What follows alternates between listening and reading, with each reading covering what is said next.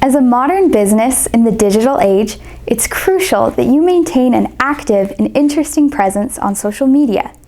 However, despite the billions of users worldwide, harnessing the power of social media as a business is easier said than done.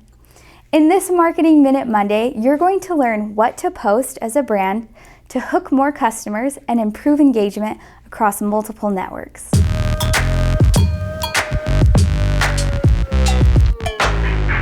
Let's start with the most obvious, promotional posts about your products and services. This one is a no-brainer, but it comes with some restrictions.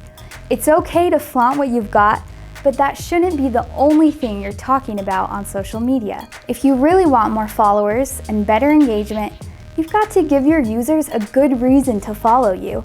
You can do this by offering value. Break up your brand promotion with helpful tips, inspiration, and useful information. We're talking blog articles, industry news, do-it-yourself projects, expert advice, and so on.